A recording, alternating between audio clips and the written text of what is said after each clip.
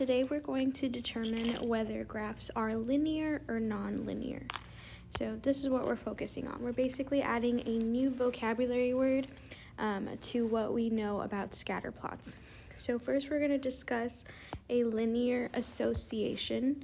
And right here I have a definition. It says it has a constant rate of change which can be proportional or non-proportional. But the thing I want you to think about is if the dots on a scatter plot have a pattern and they seem to form a line, then it is linear. It is a linear association. So a linear association forms a line. This is what we call a cognate in Spanish. So we would say it forms una línea. I think that has an accent like that. So we've seen these types of graphs already. We're just putting a name to it. Yesterday, we talked about positive and negative associations. And I said, hey, if I follow my dots here, it could kind of remind me of slope. So for example, I drew a line through my dots like this because that follows the pattern that we were talking about. So the fact that I drew a line through these dots tells me that this is a linear association. If I trace through my dots as best as possible and they form a line, then it is linear. So let's see the next one. This one right here, if I trace my dots or try to find a line that fits them best, then I would have no curves. It forms a line. This is linear as well. The third one is also linear. The line looks a little bit different. This line isn't positive or negative, but it still forms a line like that. This is also linear. All right, so then let's talk about some non-linear associations. This says that it does not have a constant rate of change and no relationship. So in other words, this does not form a line. No lines. There's some curves, there's some bends. There are no lines here. So let's look at that on this graph. Right here, if I follow the dots, notice how I have a curve right there? That is not a line. So this one is not linear. All right, let's look at example 1. It says, which scatter plot suggests a linear relationship between x and y? So we're looking for the ones that form a line. So let's go ahead and try to trace our dots on the scatter plot to the best of our ability. This one looks kind of crazy, doesn't it? If I start to connect these dots, I get a whole bunch of crazy stuff. This would not be a linear association, right? There's no straight line formed. Let's look at B. Now, if I drew my line through here to best fit my dots, it looks pretty good, right? It looks like a line. So far, so good. You're probably wondering about this one right here. Don't stress out about that one. That one doesn't throw the whole thing off. This is called an outlier. We'll discuss it on the back of the page. So far, it looks good. Let's look at the next one, C. Again, if I trace my dots, looks kind of like a curve, so this one is not a line. It is not a linear association. And this last one, same thing. It forms some curves, so again, not linear. So my answer, all in all, would be B. All right, let's discuss that random point on the back side of my notes. So right here, I have what's called an outlier.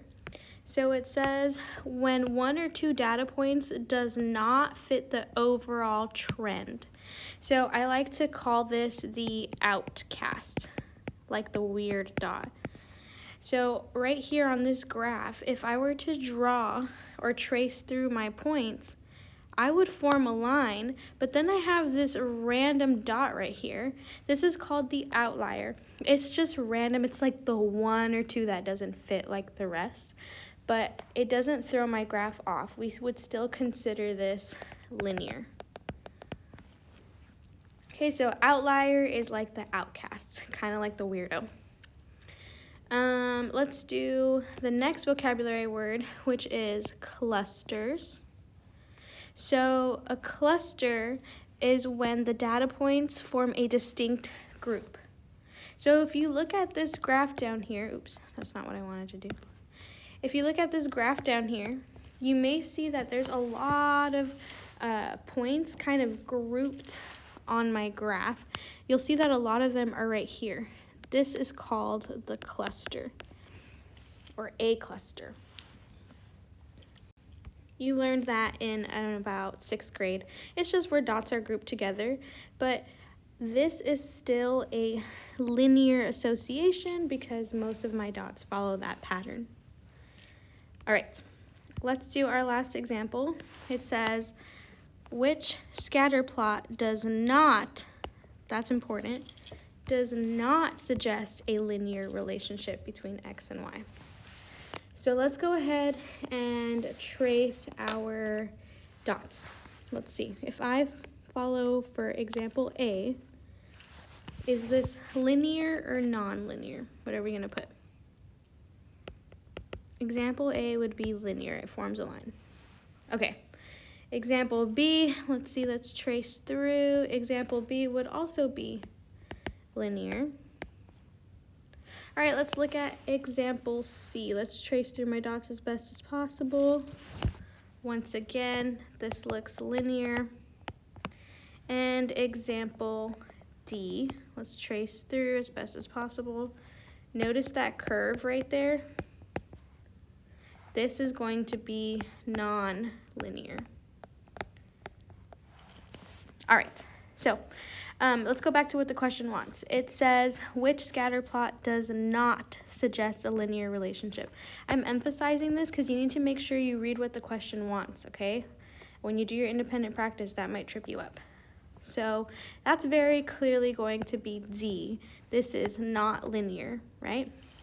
What I want you to do is tell me whether the rest are positive or negative associations. So I want you to tell me if A is positive or negative. I want you to tell me if B is a positive or negative association.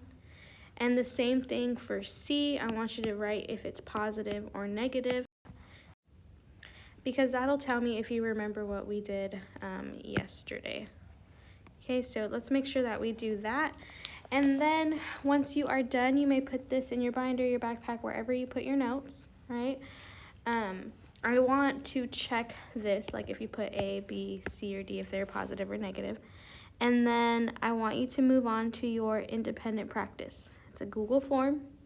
It is going in the gradebook, and it's under, it's on locked mode. So please make sure that when you take it, you're ready to take it. It's gonna lock your Chromebook from opening any other tabs. All right, y'all, that's it. Good luck on your independent practice.